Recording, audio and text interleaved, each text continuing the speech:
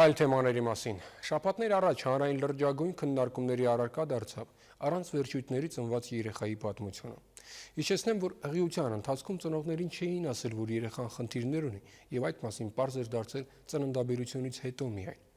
Այս պատմությունն աննախադեպ իրարանցում առաջացրեց սոցիալական ցանցերում ու լրատվամիջոցներում։ Մարդիկ բանավիճում էին, իրենց կարծիքները ներկայացնում, շատ ժամանակ նույնիսկ անձնական վիրավորանքներ հասցնում այլ կարծիք ունեցողներին եւ այլն։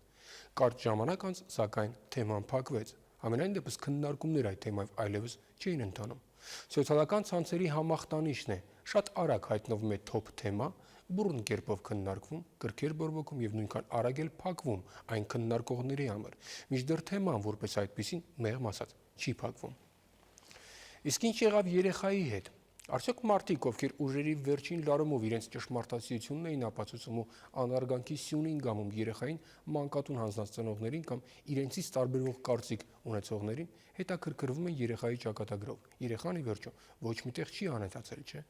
Իսկ ինչ եղավ նրա հետ։ Ինչ եղավ հարյուրավոր այլ երեխաների հետ, որոնք նման խնդիրներով են ծնվում։ Ինչպես է դասավորվում նրանց ճակատագիրը, ինչպես է հասարակությունը վերաբերում այդ երեխաներին, հարևանները, բարեկամները, անծանոթները։ Արդյոք մեր հասարակությունը պատրաստ է խնդիր չտեսնել խնդիր ունեցող երեխայի իր կողքին ապրելու մեջ։ Արդյոք հասարակությունը պատրաստ է ամենատարբեր որակումներ չտալ արատներով ծնված երեխաներին։ Պատրաստ է իրականում, այլ ոչ թե Facebook-յան քննարկումներում։ Հարցադրում, որի անկեղծ պատասխանն օբյեկտիվորեն շատ ծնողների իրենց համար ծայրահեղ անցանկալի լուծումների է պարտադրում։ Բայց տուրք տալ հասարակության ընդհանրական պատկերացումներին ու վարվեցողության կանոններին շատ ժամանակ դեպի կործանում տանող ճանապարհ է կոնկրետ վերցրած մարդկանց ու երեխաների համար։ Մեր հաջորդ ռեպորտաժի հերոսներն այս առումով բացառություն են։ Նրանք որոշել են դեմ գնալ կարծրատիպերին։ Նրանք հոժարակամ ընտրել են շատ ժամանակ նույնիսկ դժոխային թվացող բարդություններ հաղթահարելու ճանապարհը։ Նրանք որոշել են պայքարել երեխայի կյանքի ու երջանիկ լինելու իրավունքի համար, անկախ նրա ունեցած խնդիրներից, եւ նրանք հաղթել են։ Հաղթելու բանաձևն էլ իրականում շատ պարզ է՝ սերը։ Սուսան Բադելյան, Սիրո ուժը։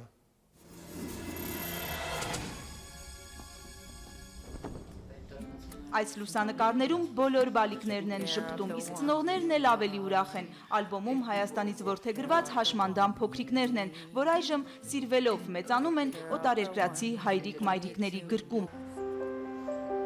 Մեկն ընկեցիկ էր, մյուսին մայրը մի շիշ օղիով էր փորձել վաճառել, մեկի բարուրը գերեզմանոցից գտան, մեծ մասից ծնողները հրաժարվել էին հենց ծննդատանը փոքրիկի մտավոր կամ ֆիզիկական խնդրի պատճառով։ Այս տարի էլ 16 երեխա դուրս որդեգրման է տրվել, իսկ 560 փոքրիկներ ամենատարբեր առողջական խնդիրներով մանկատներում են։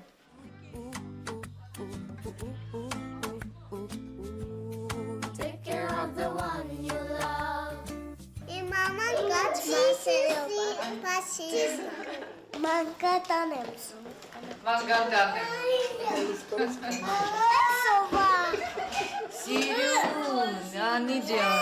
Մանկան տան տնօրենն ավելի քան 30 տարի այստեղ է։ Լիաննա Կարապետյանի դիտարկմամբ, եթե առողջ բալիկներին մանկատուն բերում են միայնակ մայրերը կամ հայրերը, ապա խնդիր ունեցող փոքրիկը մանկատուն է մտնում հաճախ լիարժեք թվացող ընտանիքից։ Մեծ տոկոսը կազմում է ճիշտ հակառակը, նորմալ ապահով ընտանիքից, համենայն դեպս մեր մանկատանը։ Ջան, համոյ,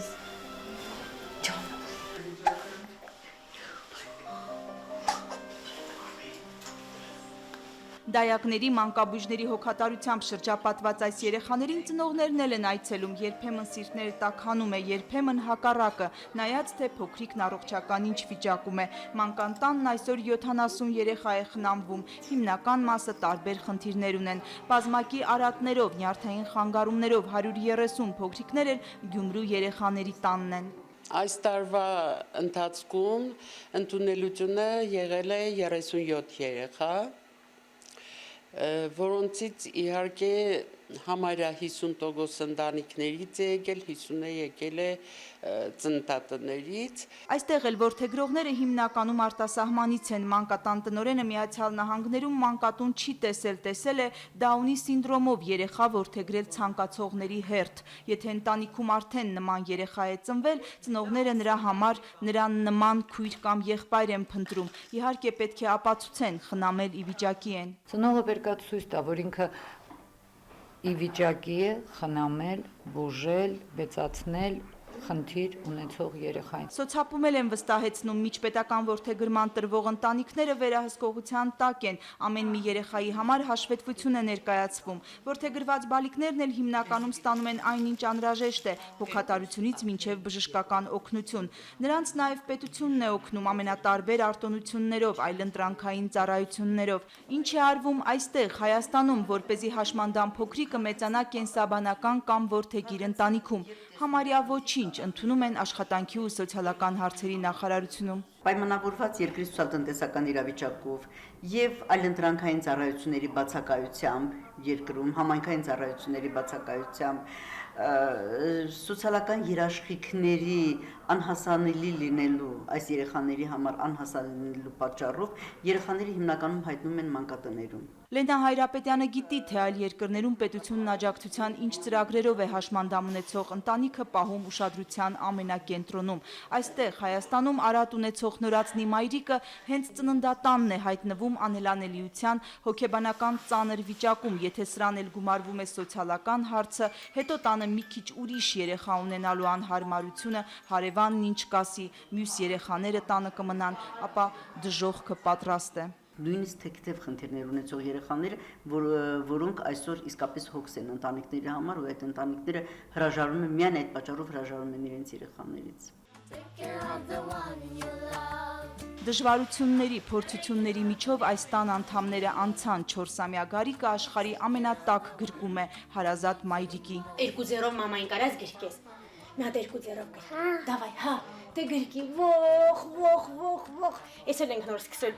2-0 գրկել իրար։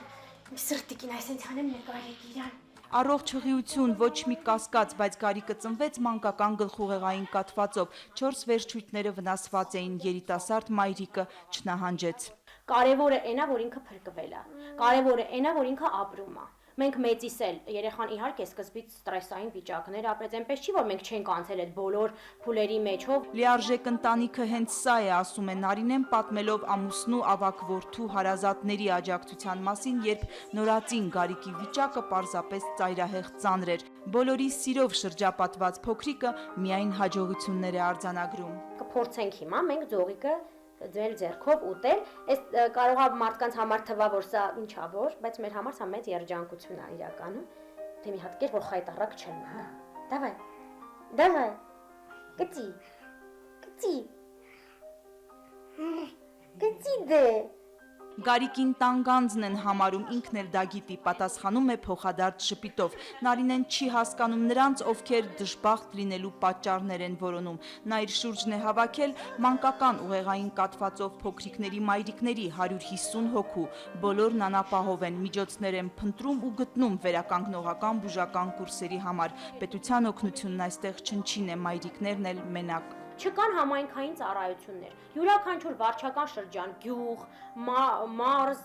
փոքր համայնք պիտի ունենա իր վերականգնողական կենտրոնը։ Գոնե ցերեկային խնամքի կենտրոն, որտեղ կմատուցվեն այդ ծառայությունները։ Այսպիսի ծնողներ մեր կազմակերպությունում շատ կան։ Ես ամեն օր առնչվում եմ այսպիսի մայրերի հետ, որոնք ամեն մեկը ինձ համար մի գրքի հերոս է, որովհետև եւ միայնակ են մեծացնում, եւ դու էլ ես պատմում իմ հետ ինչեր է կատարվում։ Հա կյանքս։ Նարինեն ոչ մի կասկած չունի, խնդիր ունեցող երեխան ոչ թե դատավճիռ է, այլ ավելի իմաստավորված կյանքով ապրելու հնարավորություն, ով տեղյակ չէ, թող իրեն իր Գարիկին աչք գցի, միթե երջանիկ չեն։ Այնով է։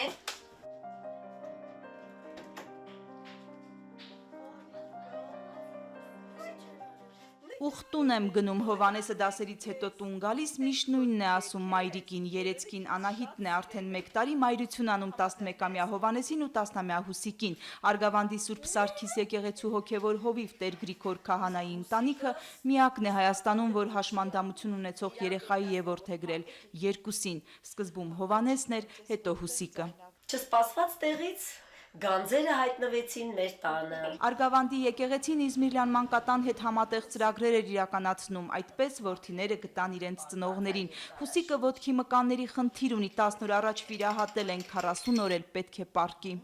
Ասում ենք լավ կլինի, ուղիղ կլինի։ Ամեն լավ կվազա։ Ով լսում ոնց եք պահելու, ինչ Այսինքն ինչ էր պետք անել։ Իսկ ով պիտի պահի, եթե ոչ մենք։ Այս աննկարագրելի երջանկությունը, օգտակար լինելու երջանկությունը բոլորին եմ մաղթում, ասում է տիկին Անահիտը, աչքը երկուսից էլ չկտրելով։ Հովանեսը կույր է, սրտի աչքով է տեսնում, այս տան սիրելին է։ Մայրիկի մազերը շատ երկար է, իսկ հայրիկի մազերը շատ կարճ է։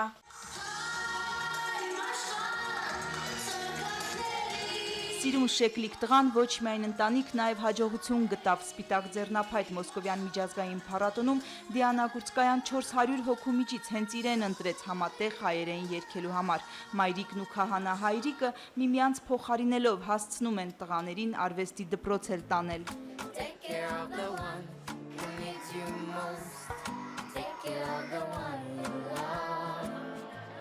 Հուսիկը լավանա կշարունակի դհոլի դասերի գնալ, Հովանեսը երգի պարապմունքները շարունակում է, ափը ավագ քրոջ Անահիտի ափի մեջ։ Լավ երեխաներ են, ոսկի երեխաներ են, հրեշտակներ են ուղակի երկուսն էլ։ Հենց նրանք ավելի կարիք ունեին խնամքի քահանա հայրիկը Հովանեսին ու Հուսիկին որդեգրելն այսպես է բացատրում։ Դժվարություններ կային, երեխաներն ի ծնե ծնող չեն տեսել, գրել կարդալ էլ 10 տարեկանում չգիտեին, բայց ամեն ինչ հաղթահարելի է սիրով, ասում է Տեր Գրիգորը։ Դժվար է, բայց վախենալու չի, ինչի վախենալուն ուրիշ բանն էր։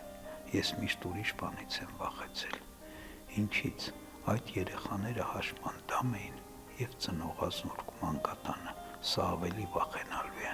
Այդ երեխաները հիմա էլ հաշմանդամ են, բայց ծնողներ ունեն։ Մարդիկ առողջ երեխայի են սովորաբար ցանկանում որդեգրել, որովհետև դա իրենց ծնողներին է պետք, երեխայի մասին չեն մտածում, այլ մի բաժակ ջուր տվող են փնտրում, ասում է Տեր Գրիգորը, հիշեցնելով՝ մի բաժակ ջուր տվողը հաճախ երեխան չէ։ Մենք պիտի մտածենք ոչ թե մեզ մի բաժակ ջուր տալու մասին, այլ մենք այս աշխարհի մեջ այս կյանքում մենք ինչ ենք անում։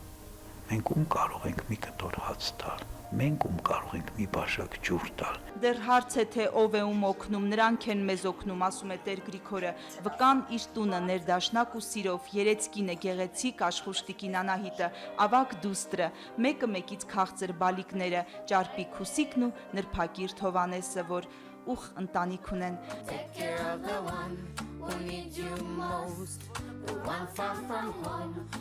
Սուսան Բադալյան, Տիգրան Բաբայան, Աննա Մարտիկյան, Առաջին ալիք։